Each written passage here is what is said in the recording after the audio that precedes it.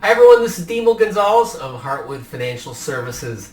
Hey, welcome to our latest market update and outlook video. So despite everything going on geopolitically and oil prices continuing to go up, the stock market has done really well. We're back at new highs. And so the big strategy shift has been going into a ceasefire, and instead of bombing, now we're doing blockades. And so we're going to talk about that, what are the ramifications of that, what's going on with the economy, and what are some of my thoughts of what's to come and why. So let's get into it.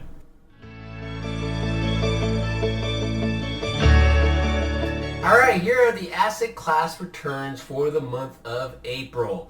April's in the green, year-to-date is in the blue. So you can see that basically all the returns that we've gotten this year have come from April. It was a pretty fantastic month despite all the continued geopolitical concerns and oil prices continuing to stay high and go up a little bit. We've had some pretty remarkable results, a little surprising. So first of all, I would highlight large cap, the S&P 500 up almost 10.5%. A lot of that was from information technology, communication services, the AI trade. That was really the lion's share of the move up. Again, year to date up 5.7, still pretty good.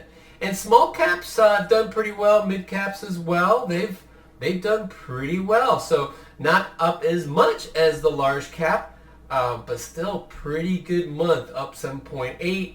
Real estate, the same thing, had a nice move up. International stocks have had a nice move as well, up 8 for developed and 11 for the emerging markets.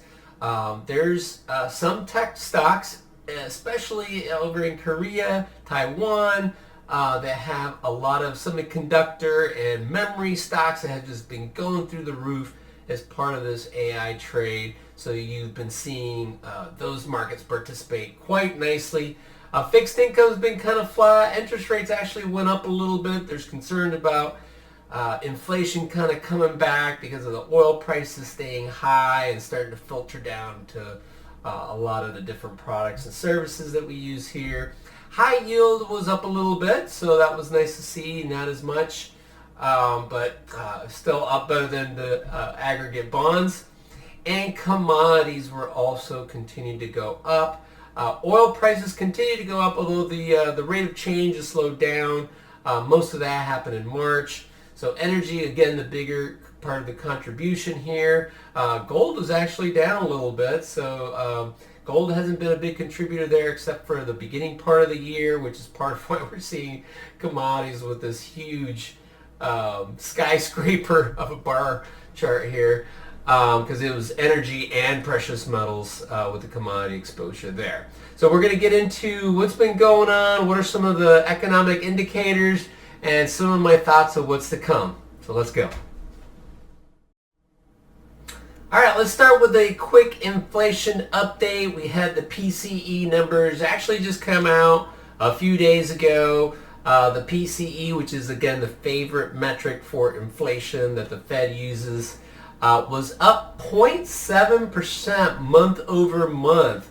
So that was pretty high, 3.5% year over year.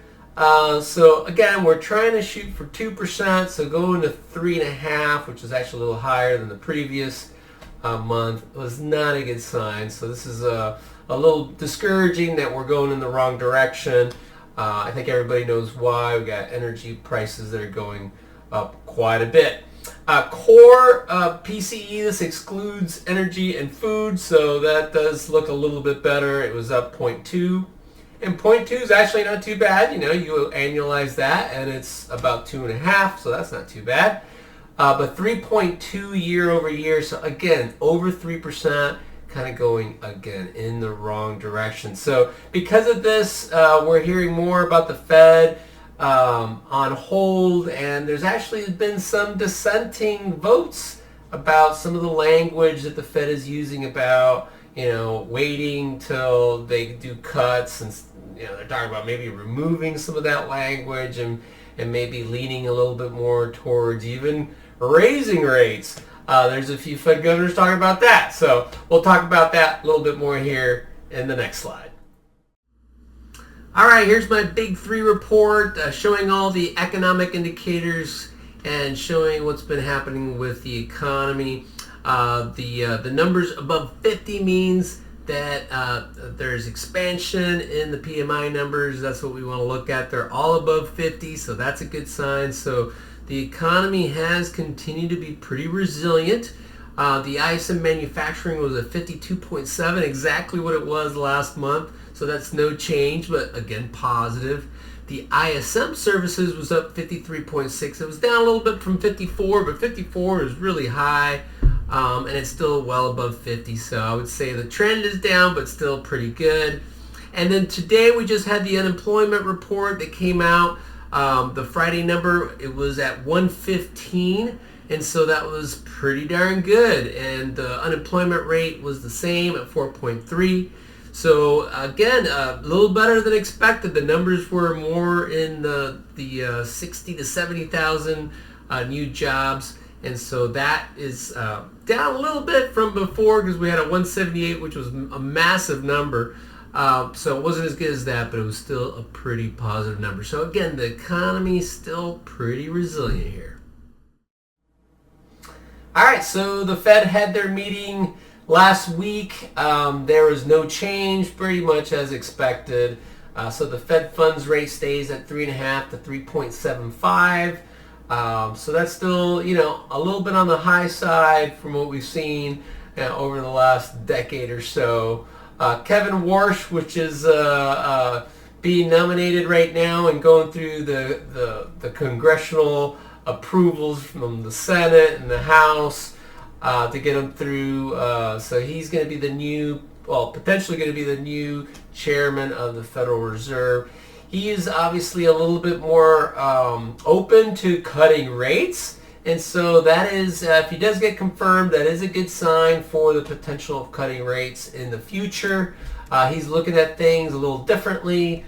Looking at inflation and how it's measured and how maybe it's not as accurate as it could be and some of these things. So he's thinking a little bit outside the box, but he seems like a very good candidate, and he's got some other ideas about the balance sheet and things, which I'll get into maybe in another episode here. But the bottom line is the Fed's not really doing anything. There's some dissenters that maybe want the Fed to start raising rates because of the inflation we've seen. But I think when Kevin Warsh comes in, he's going to probably squash that a little bit. Nice to see that we're still going to be kind of in this neutral phase until we can start seeing the light at the end of the tunnel to this war with Iran and those oil prices. All right, quick update on what's going on with the war with Iran. This is obviously the biggest geopolitical event that's going on that's affecting the markets. In the middle of March, we had a ceasefire. And so the market saw that in a very optimistic light. They're looking at things de-escalating instead of escalating. Remember, the market's always looking at, are things getting worse or are things getting better?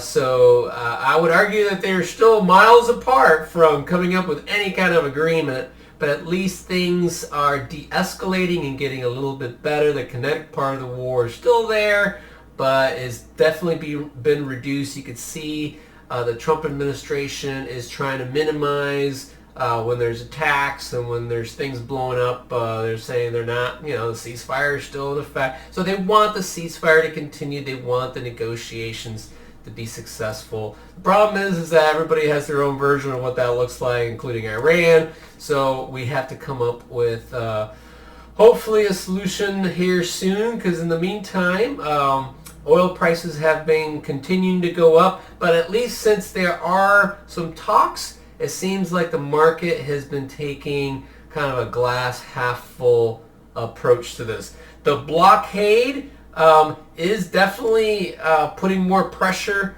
on Iran, but it's the big question is how long can the global markets do this and not have a huge impact on oil and not too big of a long-term impact on oil versus what it's going to do to Iran to bring them to the table. So we'll have to see. That's the $1,000,000 question. Hopefully something will happen here soon. So real quick, here's the price of oil when the conflict started, right around here. Before the conflict started, you can see price of oil was in the 60s, even got into the 50s prior to that. But there was an anticipation of this conflict in the month of February, even making oil prices go down. But ironically, I wanted to point out here that we're actually in about the $90 to $100 range in oil, which is technically actually a little lower than it was when the war started. A lot of people probably didn't realize that. I didn't realize that until I saw this chart. So we're going in the right direction. Hopefully if the talks continue to develop in a positive way, this can continue. Unfortunately, I do believe that oil prices are going to probably stay in this elevated zone in the $90 and the $80 range for quite a while, even if we do have a resolution, because there's so much of a backup. There's some damage done to the infrastructure. And frankly, a lot of people's strategic reserves have been depleted, and they're going to want to replete those. And probably a lot more than they had them before, hoping that, just in case there's another conflict like this, they'll be better prepared. So I do think that oil prices are going to hover in the higher dollar range for a while, which unfortunately means that there's going to be a little bit of an inflationary effect that's going to probably persist for the rest of this year, unfortunately.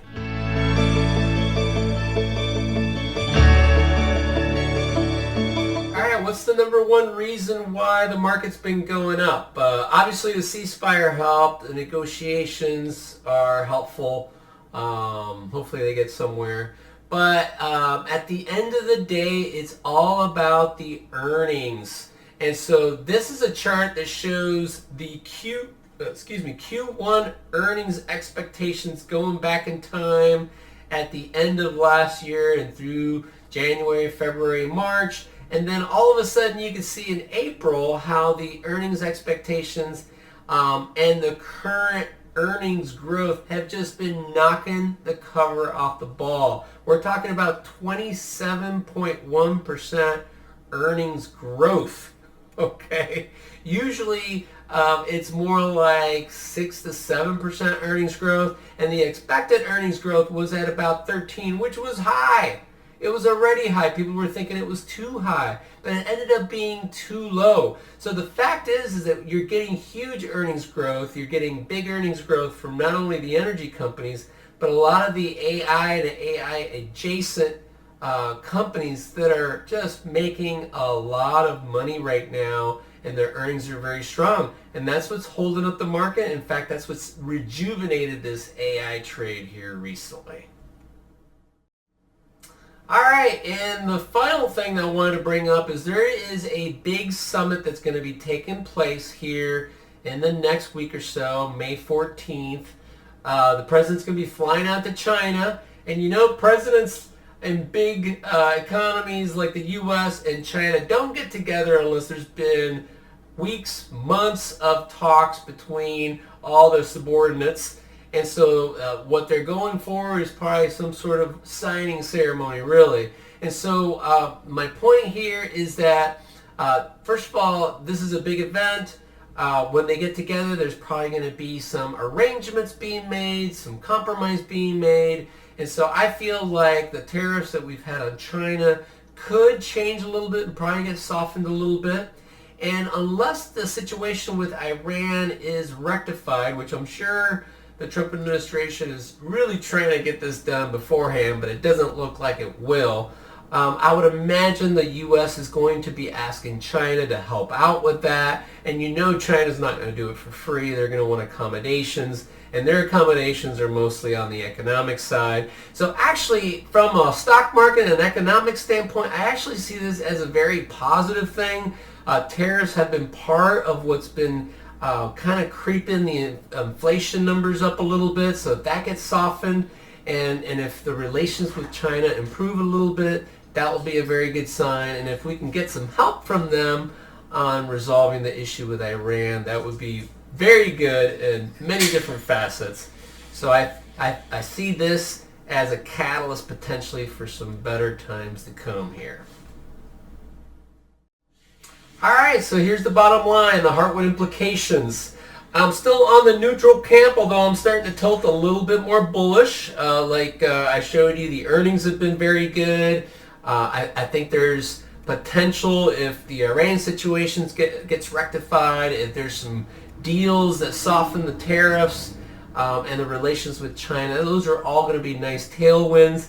The reason I'm not more bullish is the market has gone up so much. This has actually been one of the fastest moves that we've seen from a correction. It was 11 days that it took for the market to make up for that correction. It was actually the fastest ever move. So because we've gone up so much, I'm already thinking a lot of this has been priced in. So I'm a little bit bullish, but I don't want to get too bullish here. But we're going back to adding a little bit more to large cap growth. Their earnings there have just been proven way too resilient, way too strong to not have a little bigger exposure there. Trimming down a little bit of developed international, not the emerging markets, but the developed international. Reducing a little bit of the large cap value, which is more the financials and healthcare and some of those types of stocks. Trimming a little bit of the bonds, continue to add a little bit of commodities. Although I do think the oil prices are probably maxed out. They probably won't go down very fast, so I'm not in a big rush to sell that down. As you can see, we're still kind of in this neutral zone, just making a few little tweaks, but feeling a little bit more optimistic about things.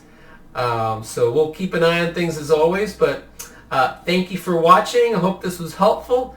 And if you have any questions or comments, please feel free to reach out to me or to make a little note there on YouTube.